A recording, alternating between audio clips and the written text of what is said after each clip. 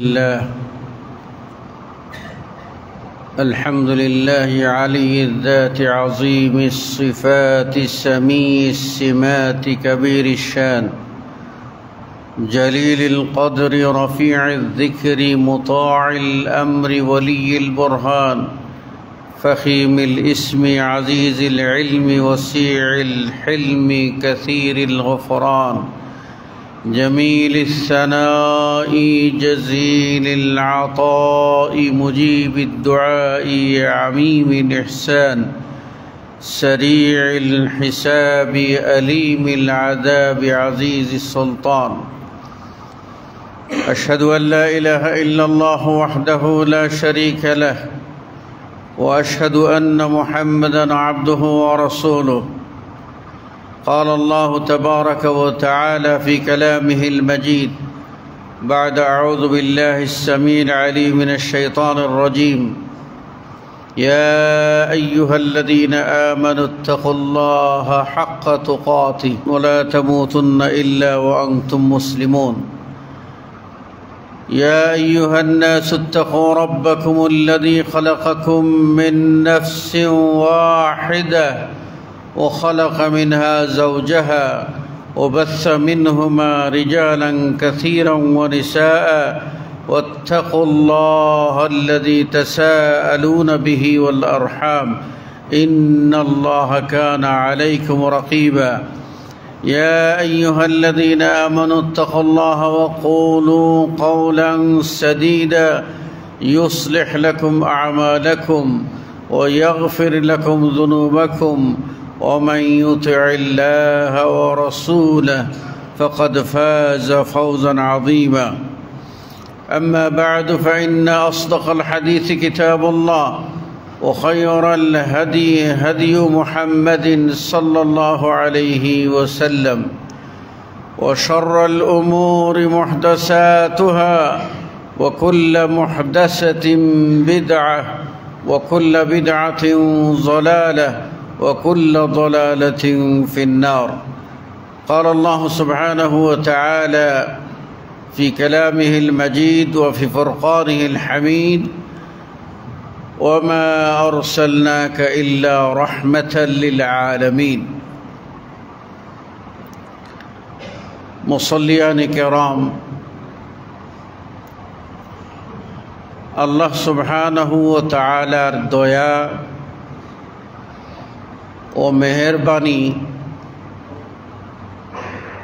আমাদের প্রতি কত আমরা তা গণে কখনো শেষ করতে পারবো না।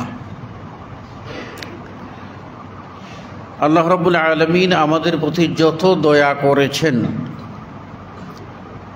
তার মধ্যে উল্লেখযোগ্য দয়া হলো তিনি আমাদেরকে ভালো মন্দের পথ বাতলে দেওয়ার জন্য, সতর্ক করার জন্য যুগে যুগে নবী ও রাসূল প্রেরণ করেছেন। তাদের মাধ্যমে জাতিকে পথের দিশা বাতলিয়ে দিয়েছেন এবং বাঁকা পথ, খারাপ পথ, ইবলিসের পথ হতে সতর্ক ও সাবধান করেছেন।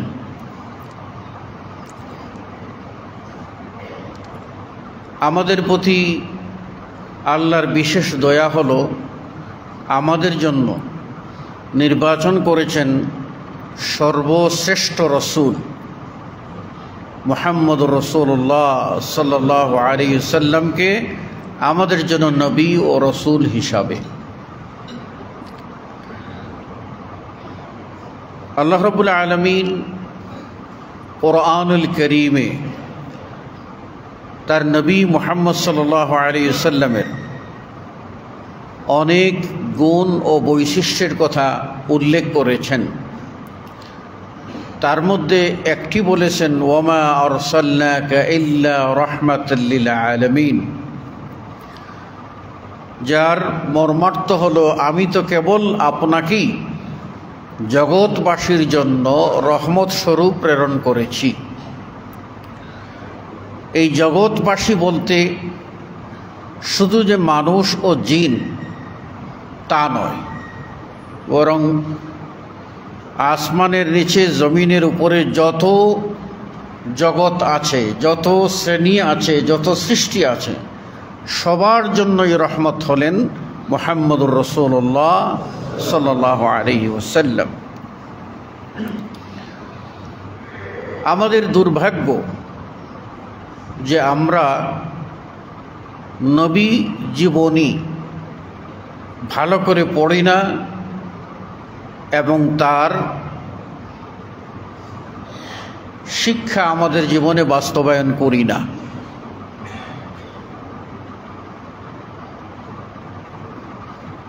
আল্লাহ রাব্বুল আলামিন মুহাম্মদুর রাসূলুল্লাহ সাল্লাল্লাহু আলাইহি ওয়াসাল্লামকে প্রেরণ করে আমাদের প্রতি কত বড় দয়া করেছেন তা আমরা একটু আজকে বিশ্লেষণ করব ইনশাআল্লাহ। প্রথমত, আমাদের নবীর জন্মের পূর্ব কিছু কাল, তারপর নবী সাল্লাল্লাহু আলাইহি ওয়াসাল্লামের জন্মের পর শৈশবকাল, এরই মধ্যে আজকে আমরা আমাদের আলোচনাকে সংক্ষেপ করার চেষ্টা করব ইনশাআল্লাহ। প্রথমেই আল্লাহ রাব্বুল আলামিন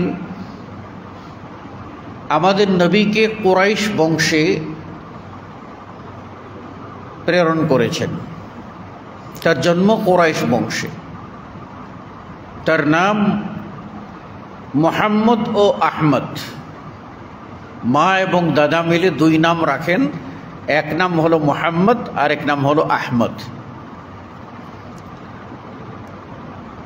তার জন্মের 6 মাস পূর্বেই পিতা মৃত্যুবরণ করেন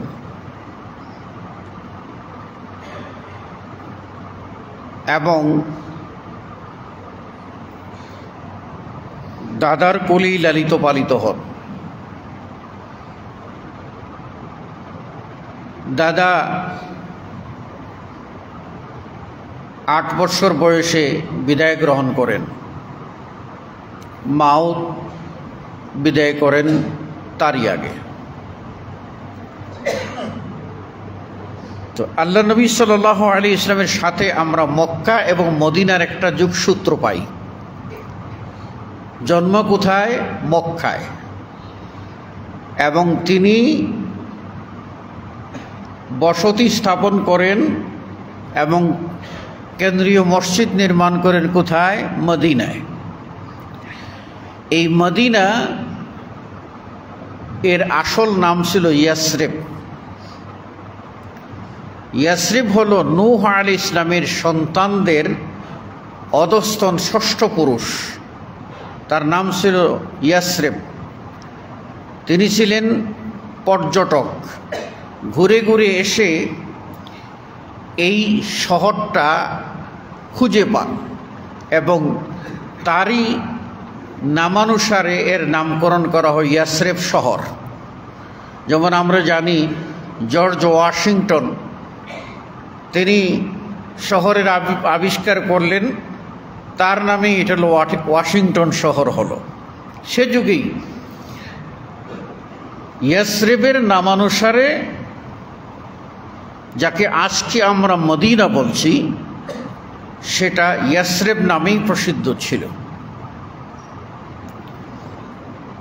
আল্লাহ নবী সাল্লাল্লাহু আলাইহি ওয়াসাল্লামের হিজরতের পর এটা মদিনাতুন নবী বা নবীর শহর নামে প্রসিদ্ধি লাভ করে। কুরাইশ বংশের যারা বাইতুল্লাহ কাবার নেতৃত্ব দিতেন, সেবক হিসাবে ছিলেন, মোতাওয়াল্লি ছিলেন, তাদের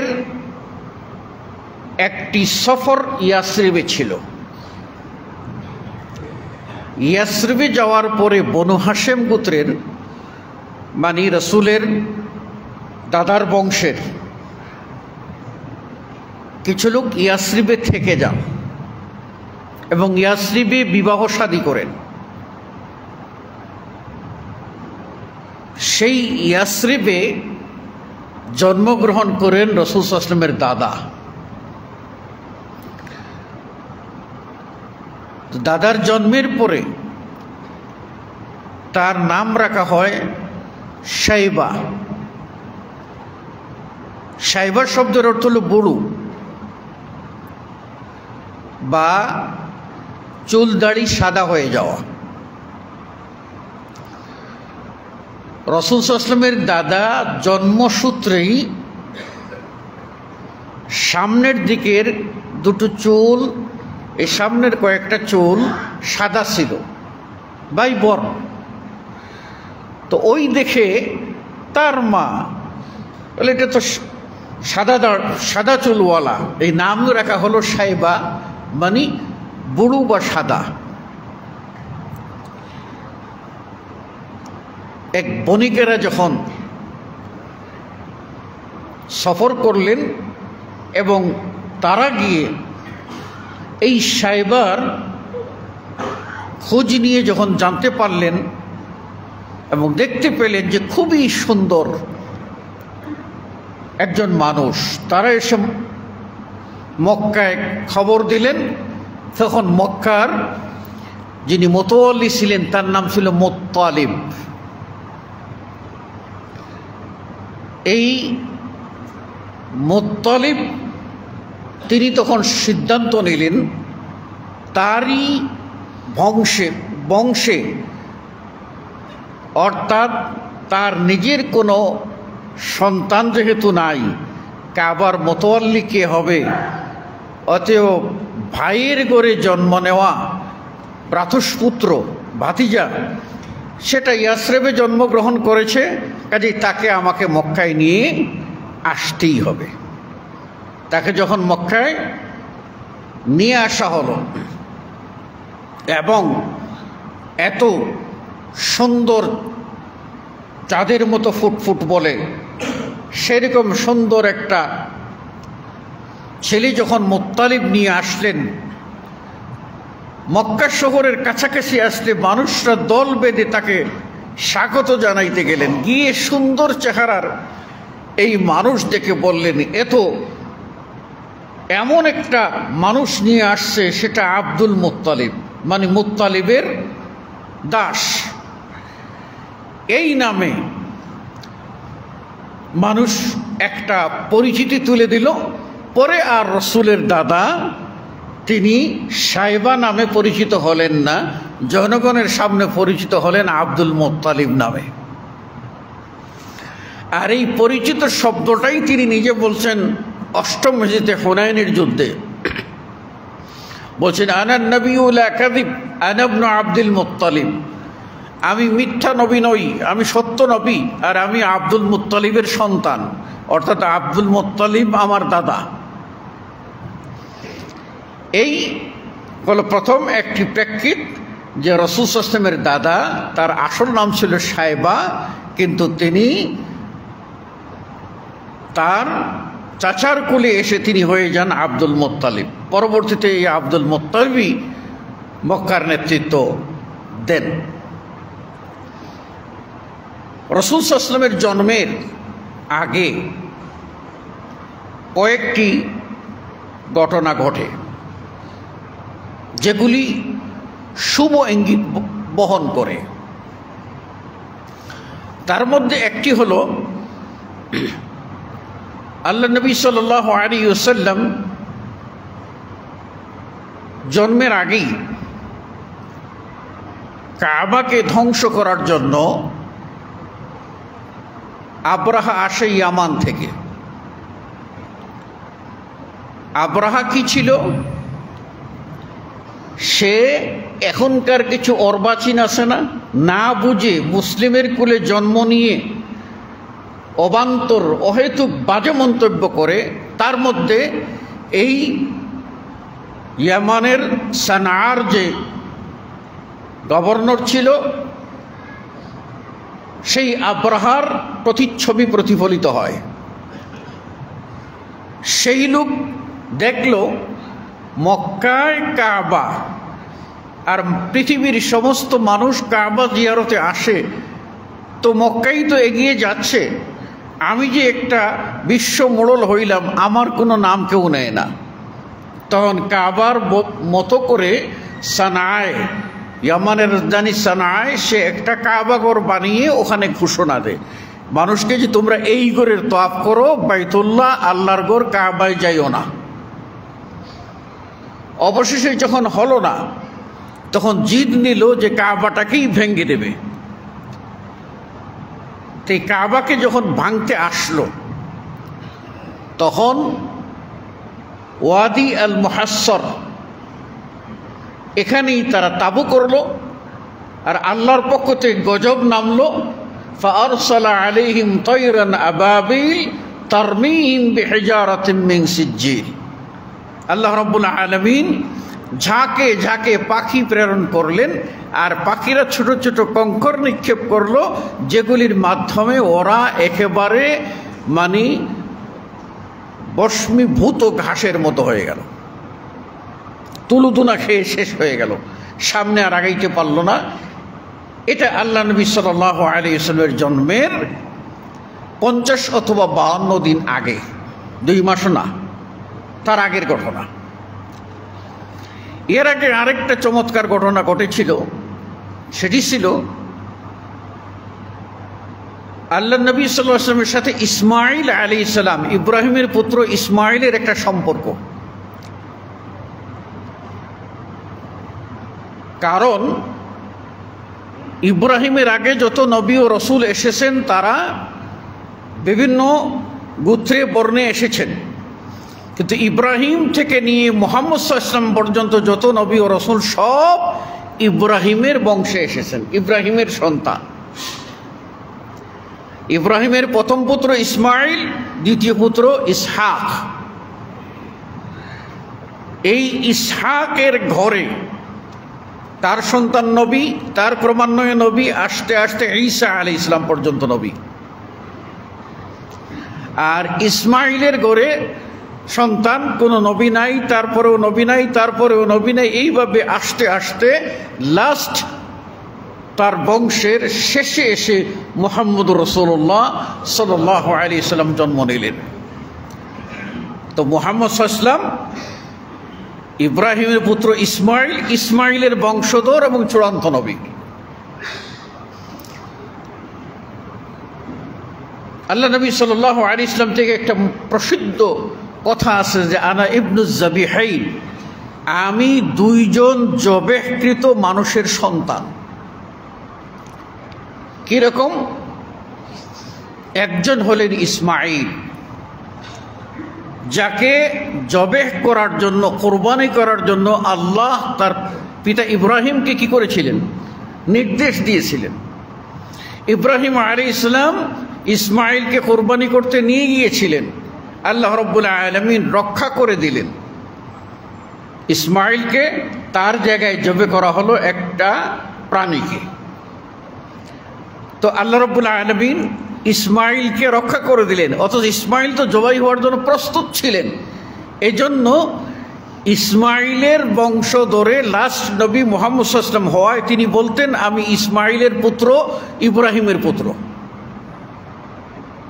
ঊর্ধ্বতন পুরুষ সব পিতা হয়। আমরা যেমন আমাদের বাবার বাবাকে আমরা দাদা বলি আমরা পরিচিতির জন্য, কিন্তু দাদা আসলে বাবা, মানে আমার বাপেরও বাপ, যেন তোর বাপ না, সাংঘাতিক বাপ। দাদা কিন্তু সাংঘাতিক বাপ, মানে আমার বাপেরও বাপ। এইভাবে তার বাপ বাপ, তার বাপ বাপ, ঊর্ধ্বতন পুরুষ। আবার সন্তান, তার সন্তান, তার সন্তান, সব সন্তান। সেই হিসাবে রাসূল সাল্লাল্লাহু আলাইহি ওয়াসাল্লাম বলতেন, আমি এক জবিহুল্লাহ, ইসমাঈলের সন্তান। আরেক জবিহুল্লাহ হলেন তার পিতা আব্দুল্লাহ। পিতা আব্দুল্লাহ সম্পর্কে ঐতিহাসিক সূত্রে বর্ণিত আছে যে রাসূল সাল্লাল্লাহু আলাইহি ওয়াসাল্লামের দাদা মানত করেছিলেন, তার সন্তান যদি 10টা ছেলে হয় তাহলে তিনি একটা ছেলে আল্লাহ রাস্তায় কোরবানি করে দেবেন। 10টা ছেলে আল্লাহ রাব্বুল আলামিন দান করলেন। এখন 10টা ছেলের ভিতরে কোন ছেলেকে কোরবানি করবেন, কোন ছেলেকে কোরবানি করবেন, এটা একটা বিড়ম্বনা দেখা দিল। চিন্তা করলেন কি করা যায়, লটারি করি, যার নাম ওঠে তাকেই দিয়ে দেব কোরবানি, আর বাকি 9 জন সন্তান থাকবে, 9 ছেলে।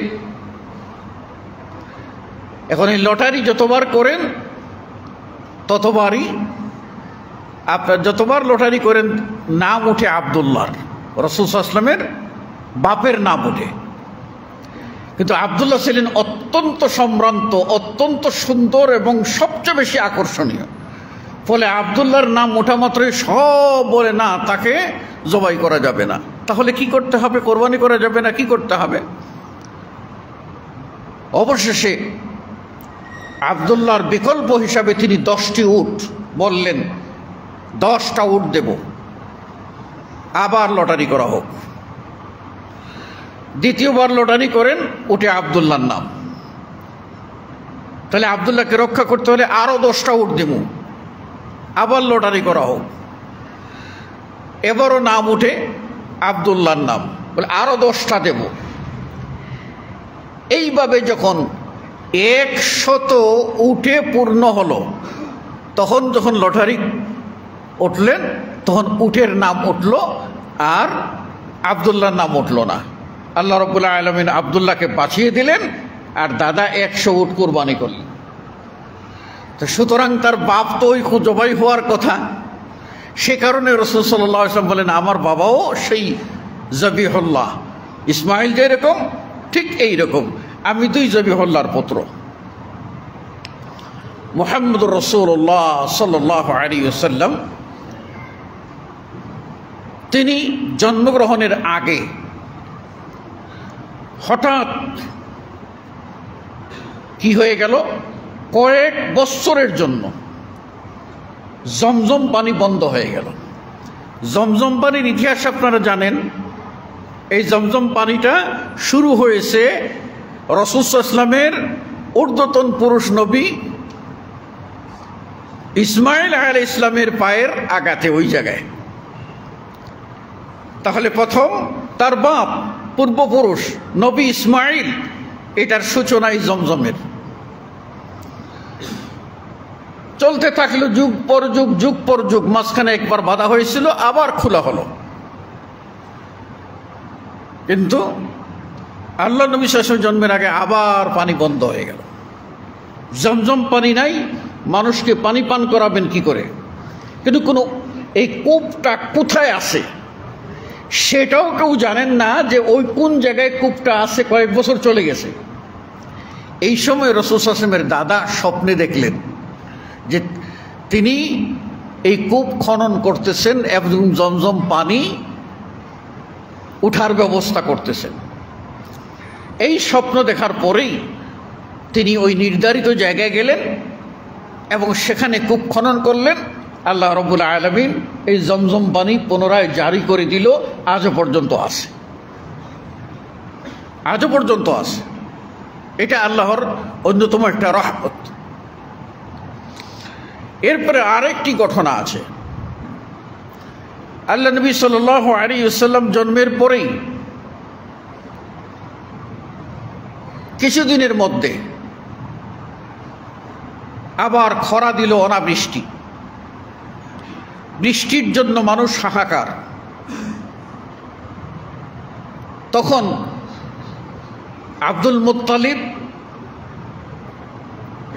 নাতি মুহাম্মদ সাল্লাল্লাহু আলাইহি ওয়াসাল্লামকে হাতে নিলেন, কুলে যেরকম নেই হাতে, এবং কুলে হাতে করে নিয়ে বাচ্চাদেরকে আদর করে উপরে ঢিল মারে, আবার কুলে নয়।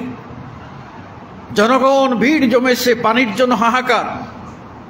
তখন তিনি আল্লাহ নবী সাল্লাল্লাহু আলাইহি ওয়াসাল্লাম কুলের বাচ্চা, তাকে এরকম উপর দিকে একটু ঢিল মেরে আবার লুফে নিয়ে বললেন, আল্লাহুম্মা আগিসনা গায়সাম মুগীসা, হে আল্লাহ তুমি আমাদেরকে পরিতৃপ্ত পানি দাও।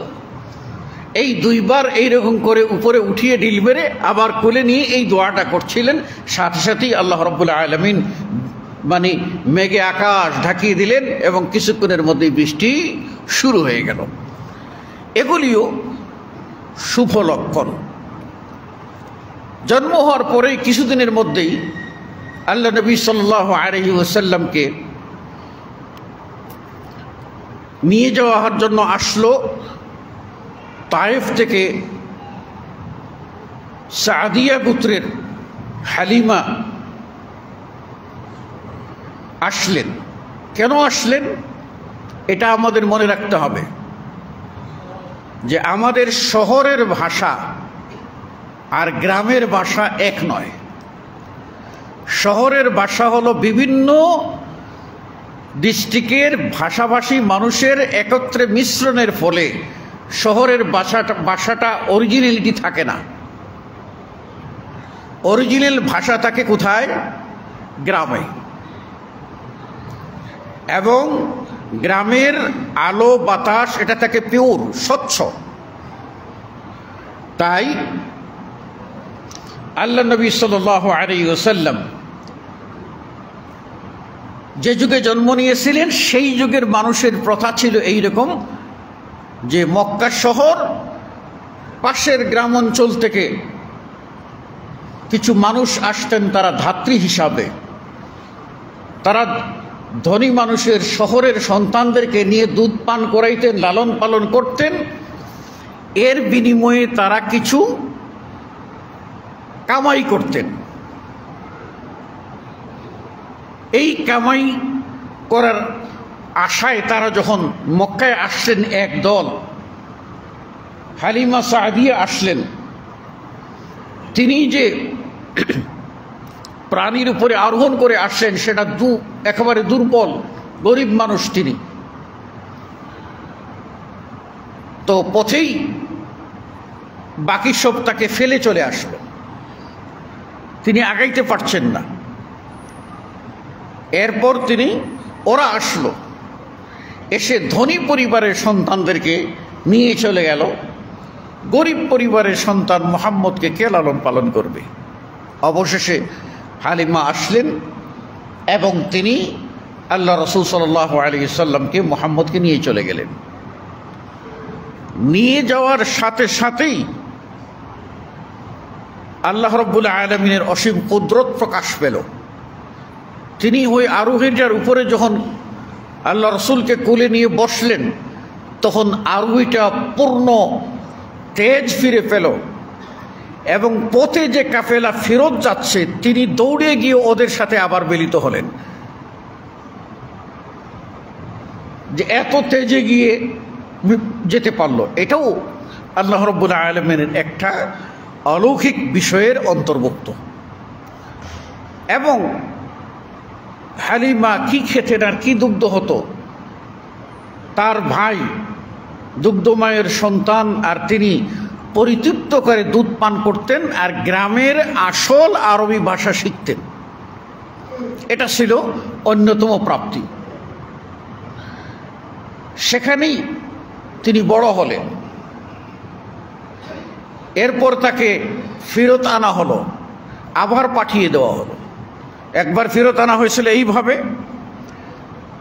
যে তার দুগ্ধ ব্রাতা এসে বলছিল মুহাম্মদ এর সাথে কি যেন একটা ঘটেছে, অর্থাৎ প্রথম তার বক্ষ বিদীর্ণের ঘটনা ঘটেছিল সেই তায়েফে বনু সাদ গোত্রের ভিতরে হালিমা সাদিয়ার ওখানে। মা তখন ভয় পেয়ে গেলেন।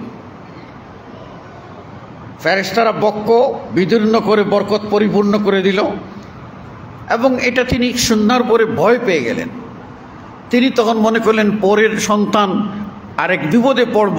দৌড়ে তিনি নিয়ে এসে মক্কায় পৌঁছে দিলেন এবং বলেন আপনারা আপনার সন্তানকে রাখুন। তারা আবার ফেরত দিল যে না, কোনো অসুবিধা নেই, আপনি নিরাপদে রাখতে থাকুন, আপনার কাছেই নিরাপদ। নিয়ে লালন পালন করলেন। এটাও একটা অলৌকিক ঘটনা। তারপর ঘটনা হলো তিনি সেখান থেকে আল্লাহ রাসূল সাল্লাল্লাহু আলাইহি ওয়াসাল্লাম নিজ এলাকায় আসলেন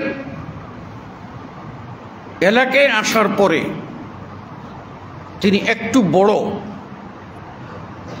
এই সময়ে আরবের মুশরিকরা সিদ্ধান্ত নিল কাবা ভেঙ্গে পুনরায় নির্মাণ করবে, এবং সিদ্ধান্তের মধ্যে ছিল তারা কাবা ভাঙবে আর হালাল, তাদের দৃষ্টিতে যে পয়সাগুলি হালাল, এই হালাল পয়সা দিয়ে আল্লাহর ঘর নির্মাণ করবে। ইব্রাহিম আলাইহিস সালাম নির্মাণ করেছিলেন, কাবার 4 কোণা ছিল আর 2টা দরজা ছিল। আরবের মুশরিকরা যখন কাবা ভাঙল তখন রাসূল সাল্লাল্লাহু আলাইহি ওয়াসাল্লাম অংশ নিয়েছিলেন পাথর বহনে, এটার প্রমাণ পাওয়া যায়। এরপর কাবা যখন ভেঙ্গে নির্মাণ করতে গেল তখন তারা 2টা খারাপ চিন্তা তাদের ভিতরে আসলো। একটা হলো যে কাবাকে আমরা বানাবো, ইব্রাহিমের ভিত্তির উপরে আমরা রাখতে পারবো না। কেন রাখতে পারবো না? আমাদের টাকা কম, কাজেই উত্তর দিক থেকে কিছু অংশ ছেড়ে দিয়ে কাবাকে আমরা ছোট করে নির্মাণ করব। এই ছোট করে নির্মাণ করতে গিয়ে উত্তর পূর্ব কোণ, উত্তর পশ্চিম কোণ 2 কোণ বাদ পড়ে যায়। এজন্য কাবার কিন্তু বর্তমানে কোণ হচ্ছে 2টা, একটা হলো হাজারে আসওয়াদ, একটা হলো রুকনে ইয়ামানি। কাবার আর উত্তরের 2 সাইডের 2 কোণ নাই। এটা কাবার ভিতরের অংশ, এটা তারা করলো। আরেকটা করলো যে ইব্রাহিম 2 দরজা করেছিলেন, আমরা 1 দরজা করব। 1 দরজা করলো। 1 দরজা করতে গিয়ে তারা তখন চিন্তা করলো যে কাবাটার দরজা নিচে রাখা যাবে না, যদি নিচে রাখি তাহলে যে কেউ প্রবেশ করবে, আর যে কেউ প্রবেশ করলে আমরা যারা মোতওয়াল্লিগিরি করে আসতেছি আমাদের মাতবরি তো থাকবে না। কাজেই এমন একটা কৌশল করা দরকার যাতে আমরা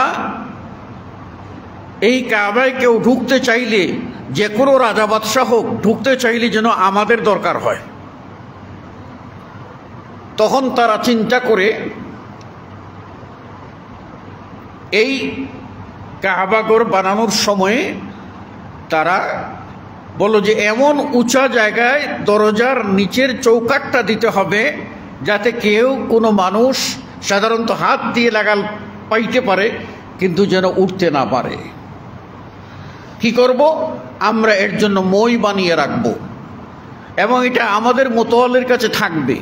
কেউ ঢুকতে চাইলে আমাদের দ্বারস্থ হবে, চাবি থাকবে আমাদের কাছে, মইও থাকবে আমাদের কাছে। আমরা সম্মত হইলে অনুমতি দেব, মই দেব, চাবি খুলে দেব, তারপর ঢুকবে, না হলে ঢুকতে পারবে না। এই কাজ করে দেখেছেন, কাবা উঁচু করে করেছে। এটা একটা কাজ করল।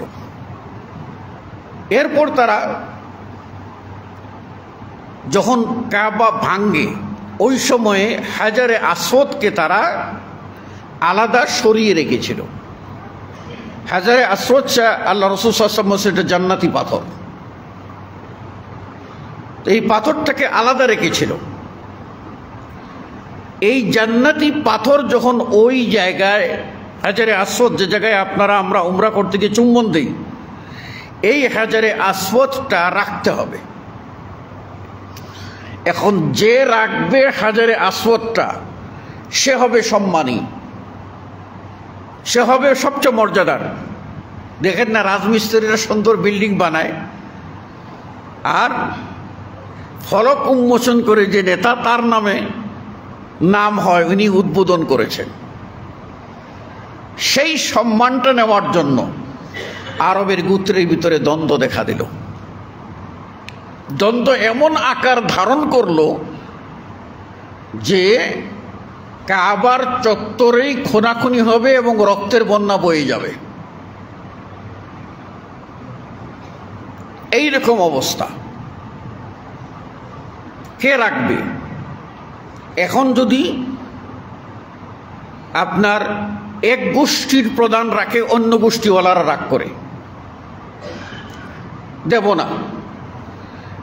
এমন যখন উপক্রম দেখা দিল, কাবাকে এই হাজারে আসওয়াদটা রাখা নিয়ে, জান্নাতি পাথরটা রাখা নিয়ে দ্বন্দ্ব যখন দেখা দিল, এমন মারামারির অবস্থা যে মারামারি লাগবে এবং রক্তের বন্যা বয়ে যাবে। অবশেষে বয়স্কদের অভিজ্ঞতা থাকে তো, তারা এসে বলেন, এটা কাজ করে থামো, এই রক্তারক্তি করলে কাবার চত্বর লাল হবে, এটা হবে না, আমাদের ঐতিহ্য নষ্ট হবে। দেখি না আল্লাহ কি করে, যদিও মুশরিক, লাত উজ্জা মানাত হুবলের পূজা করে, কিন্তু আল্লাহর উপরে আস্থা একটা আছে, দেখি না আল্লাহ কি করে। তো আল্লাহ কি করে বলে ওদেরকে শান্ত করলো। শান্ত করার পরে তিনি একটা ফর্মুলা দিলেন। ফর্মুলাটা হলো যে আমরা এখন কেউ হস্তক্ষেপ করব না। কালকে ভোরে সর্বপ্রথম যে কাবায় প্রবেশ করবে তার হাতেই এটার বিচার ফয়সালা আমরা দিয়ে দেব এবং তিনি এটা সমাধান করবেন, তিনি পাথরটা রাখবেন। সবাই বলল ঠিক আছে, দেখি কার কপালে আছে। তো সবাই তাকাচ্ছে কোন নেতার কপাল আছে। সবাই তো না, নেতা যাবে যারা তারাই তো। দেখা গেল যে সবার আগেই ঢুকতেছেন যুবক মুহাম্মদুর রাসূলুল্লাহ সাল্লাল্লাহু আলাইহি ওয়াসাল্লাম। তিনি কিন্তু রসুল হন নাই তখনও, যুবক মুহাম্মদ।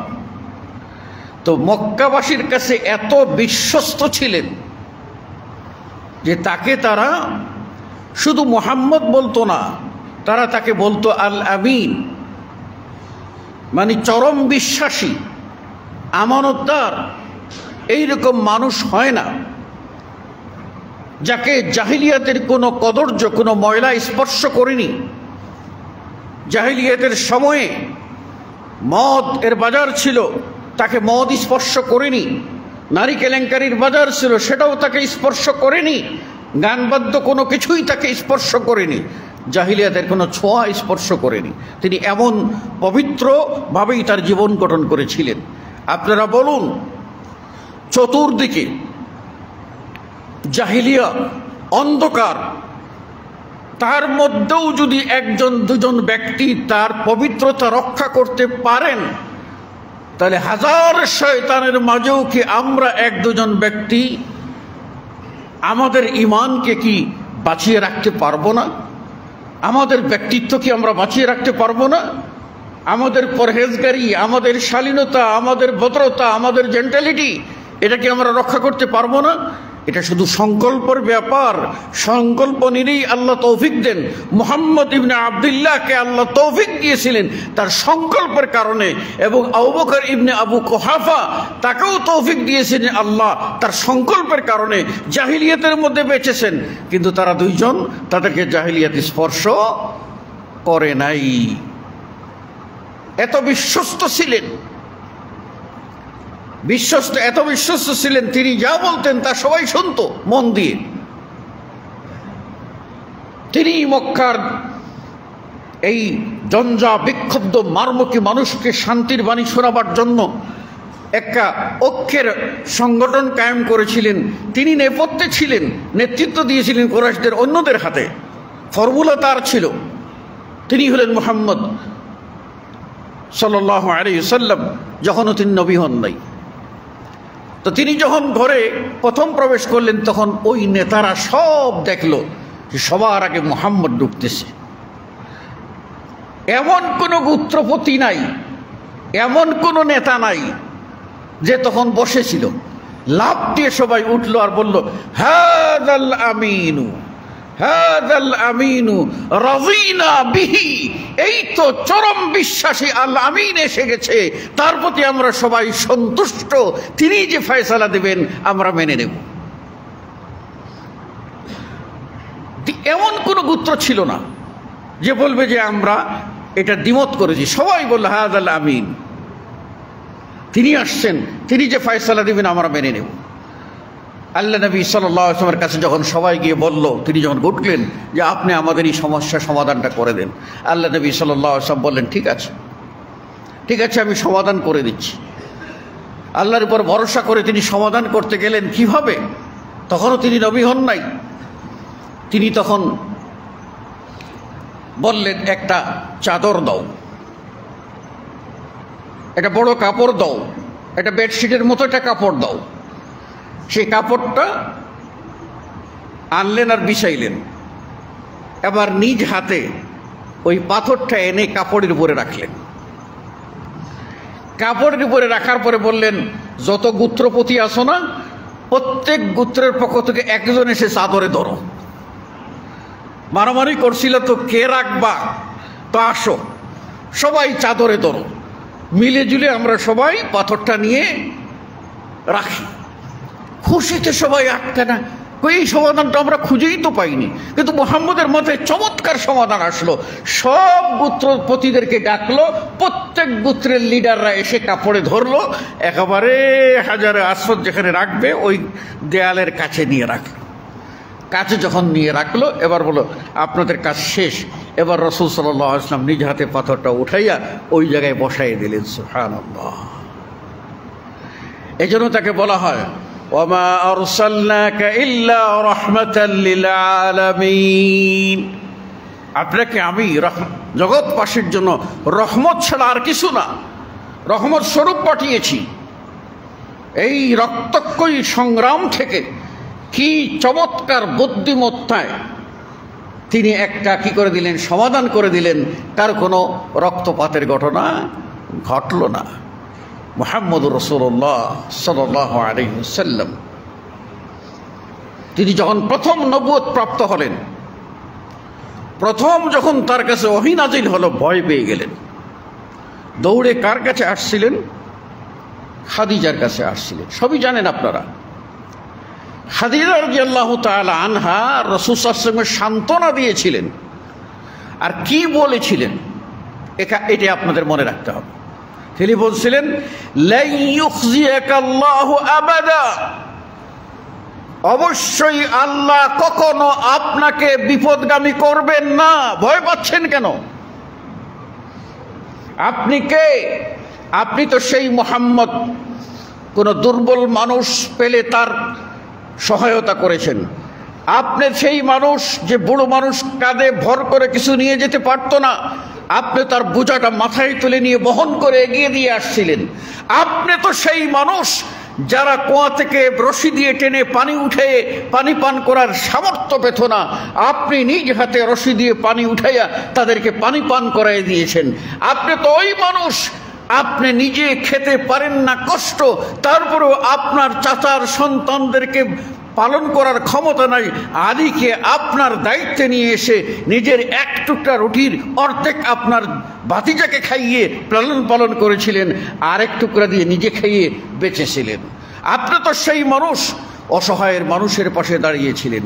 আপনি তো সেই মানুষ অবলা নারী তাদের সম্মানের দিকে তাকিয়েছিলেন, বৃদ্ধা চলতে পারে না তার গাঁঠি টেনে দিয়েছিলেন। আপনি এত মহৎ কার্য করেছেন, আপনাকে আপনার রব কখনো বিভ্রান্ত করবেন না। সুতরাং আজও যদি আপনি এই মহৎ গুণের অধিকারী হন, তাহলে আপনাকে আল্লাহ দুনিয়ায় বিভ্রান্ত করবে না, আখিরাতেও বিভ্রান্ত করবে না ইনশাআল্লাহ। দুনিয়ায় বিজয়ী হবেন, আখিরাতেও বিজয়ী হবেন। যদি আজ আপনার মাধ্যমে এরকম হয়, আমার কথা দ্বারা কাউকে কষ্ট দেব না, আমার হাত দ্বারা কাউকে কষ্ট দেব না, আমার পেশি শক্তি দ্বারা কাউকে কষ্ট দেব না, আমি পারলে দুর্বল মানুষের পাশে গিয়ে দাঁড়াবো, একজন অসহায় মানুষ মুসলিম তাকে আমি সালাম দেব, যে বর্ণ এবং যে ভাষার হোক না কেন, আর যে কাজই করুক না কেন, উঁচুর উঁচুর ভেদাভেদ আমি ভুলবো না, যেমনটি করেছিলেন মুহাম্মদুর রাসূলুল্লাহ সাল্লাল্লাহু আলাইহি ওয়াসাল্লাম। আমরা যদি এই গুণ ও বৈশিষ্ট্যের অধিকারী হতে পারি, তাহলে আজকেও আমরা মহৎ মানুষ হিসাবে গণ্য হব, এবং মরার পরেও আমরা মহৎ মানুষ হিসাবেই আল্লাহর প্রিয় পাত্র হয়ে আল্লাহর নবীর সঙ্গী হব এবং জান্নাতে আমরা এগিয়ে যাব, জান্নাতে প্রবেশ করব। সুখ ভোগ সবই করতে হয়, দুনিয়া পরীক্ষার ক্ষেত্র মনে রাখবেন। আফাহাসিবান নাসু আন ইউতরাকু আন ইয়াকুলু আমান্না ওয়া হুম লা ইফতানুন, মানুষেরা কি এই বিশ্বাস নিয়ে বসে আছে যে তারা কালিমা পাঠ করেছে জান্নাতে চলে যাবে, তাদের কোনো আর পরীক্ষা নিরীক্ষা হবে না? আপনার আমার জীবনে কত পরীক্ষা আসতে পারে, সেগুলি থেকে আপনাকেই অবশ্যই উত্তীর্ণ হতে হবে। তাই মুহাম্মদুর রাসূলুল্লাহ সাল্লাল্লাহু আলাইহি ইসলামের নবুয়তের আগের জিন্দেগিগুলি আপনি লক্ষ্য করে দেখেন। সৎ মানুষ হিসাবে সমাজে তিনি নবী নন, তিনি রসুল নন, সৎ মানুষ হিসাবে সমাজে নিজেকে প্রতিষ্ঠা কিভাবে করেছিলেন। আল্লাহ রাব্বুল আলামিন আমাদেরকে এর থেকে শিক্ষা নিয়ে আদর্শ মানুষ হওয়ার তৌফিক দান করুন, আমিন। আকুলু কওলি হাযা আস্তাগফিরুল্লাহ লি ওয়া লাকুম ওয়া লিসাইরিল মুসলিমিন। বারাকাল্লাহু লানা ওয়া লাকুম ফিল কুরআনিল আযীম ওয়া নাফা'নি ওয়া ইয়্যাকুম বিল আয়াতি ওয়া যিকরিল হাকীম।